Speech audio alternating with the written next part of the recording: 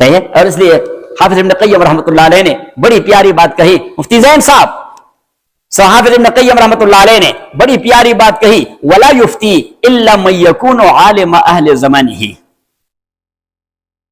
کہ فتوے کا حق نہیں پہنچتا بلکہ اس مفتی کو جو ٹائم اور سپیس کو جانتا ہو. یکون عالم اہل زمانہ میں وہ زمانے سے بھی واقف ہو اور مکان سے بھی واقف ہو. واضح میں آ گئی. اب پاکستان سے ایک بہت بڑا عالم آ گیا, فار ایگزامپل انڈیا سے ایک بہت بڑا عالم آ گیا, وہ امریکن ماحول سے واقف ہے ذرا زور سے, تو اس کو حق نہیں کہ وہ یہاں فتویٰ دے دے. صحیح, اس کو فتوے کا حق تب ہے جب وہ یہاں کے زمان و مکان سے اپنے کو واقف کر دے. اور یہ جو بڑے علماء تھے یہ جا کے کچھ دنوں کے لیے وہاں پہ بیٹھ کے اس طرح آبزرو کرتے رہے تاکہ ماحول سمجھ میں آ جائے. ورنہ بعض اوقات سوچے سمجھے بغیر کسی مفتی کے فتوے سے بہت بڑا فساد کھڑا ہو جاتا ہے, بہت بڑا فتنہ کھڑا ہو جاتا ہے. تو اس لیے وہ اس طرح آبزرو کرتے رہتے.